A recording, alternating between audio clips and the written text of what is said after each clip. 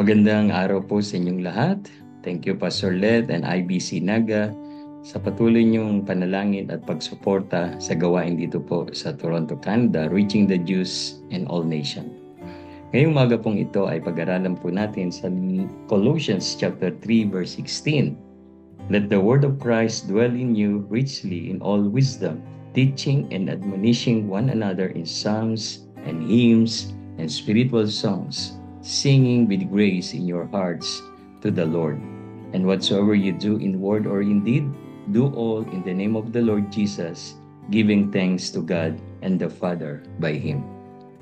Tayo muna po ay manalangin. Abba Father, God of Israel, maraming salamat po sa ministry ng pag-aaral ng iyong salita, tulad po ng devotion every day, dito po sa IBC Naga, using IBC Naga. And I pray for all pastors and missionaries and all brethren, wherever they are, continue to bless them according to your will, plan, and purpose. Lord, please help us to understand your word so that we can follow and become obedient sa bawat command na nais mong ipagawa sa amin. Maraming salamat sa iyo. Bless your word in Jesus' name. Amen. So dito po, ang sabi ng Bible, let the word of Christ dwell in you richly. At salamat sa Panginoon, from Monday to Sunday ay meron pong 7-minute devotion. And thank God at sa mga nagjo-join, sa mga patuloy na nakikinig, sabagat napakahalaga naman po talaga ang salita ng Diyos. Kung paano ang physical natin ay mahalagang kumain para sa physical, ay mahalaga rin naman na tayo kumain spiritual. Pero nais ko pong ipaunawa sa inyo, ang salita ng Diyos ay hindi kailanman nagbabago at ito'y hindi babalik ng walang kabuluhan. Kaya po kapag ang isang mananampalataya, tunay na mananampalataya ay mag-a-abide lang sa kanyang mga salita, ay maniniwala kung marami pong pagbabago ang mangyari sa kanya. Magkakaroon po siya ng tinatawag na transformation. At may lang mga bagay po kung isi-share sa inyo, ano po yung mata-transform if we will continue to abide in His Word.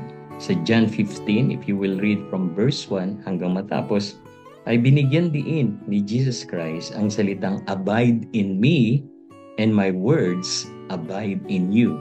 Dito naman sa Colossians 3, let the word of Christ dwell in you richly in all wisdom.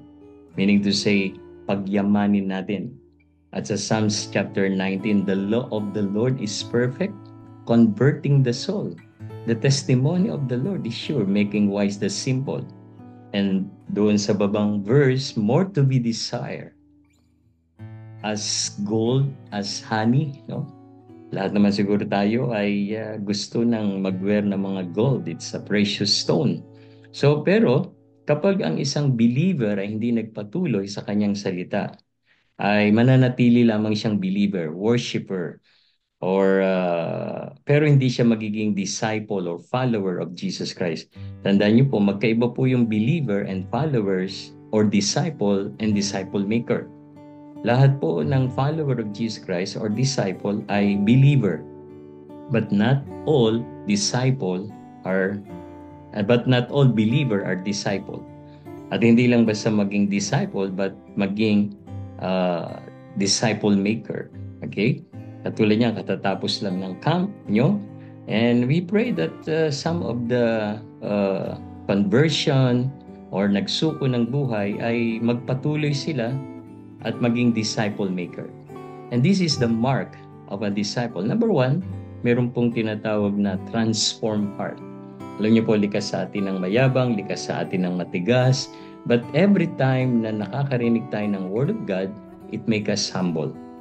Yung mga dating mga pinagmamalaki mo ay isipin mo na yan ay galing lahat sa Panginoon. Hindi porket ikaw ay worker na sa church o pastor katulad ko or missionary, marami pa rin gustong baguhin sa puso natin. Sabagat nga ang puso ay mapangdaya.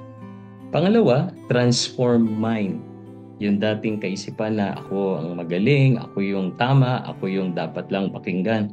Gustong baguhin ng Diyos yan at magpa-subject tayo sa kalooban ng Panginoon.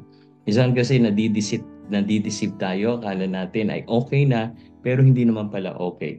We think we are okay, but spiritually we are not okay. And then number three, transform will. Not your will, but God's will. Ano ba talaga ang gusto ng Panginoon? Alam niyo, isang napakagaling na gawa ni Satan, ikahon tayo, i-box, stay sa comfort zone. Meron pang gustong ipagawa ang Diyos, pero dahil na-stuck ka na dyan sa comfort zone mo, wala nang magawa. But you need to find the will of God in your life. Maraming gustong ipagawa ang Diyos sa atin, pero nga lang, hindi natin hinahanap. Hindi natin hinahanap ang kalooban ng Panginoon sa buhay natin. Kaya, we need to ask the Lord, Lord, ito ba, kalooban mo ba itong ginagawa ko para sa iyo? Nung dinala kami ng Diyos dito sa Toronto, Canada, alam niyo, napakahirap ng transition. Pero dahil will ni God, ay na-adapt namin na sa biyaya ng Diyos ang ilang mga bagay dito sa Canada, especially ang ministry dito sa Canada. Tandaan niyo po, iba po ang approach sa Pilipinas at approach dito sa Toronto or sa province o sa bansang Canada. Diyan po ay mga receptive ang tao dito po, especially Toronto. Diverse ang tao, iba-iba, different nations. But the Lord help us to minister to these people. And praise God, since we are reaching the Jews, ay meron na rin po tayong miyembro na Jewish family. So, beloved in the Lord, huwag ka lang ma-stuck sa pagiging believer. Gusto ng Panginoon maging follower ka, disciple, mathetes, and become a disciple maker. At kung ikaw ay tunay na disciple, this is the marks. Number 1, transform heart, transform mind, and transform will. Maraming pong salamat. God bless us all.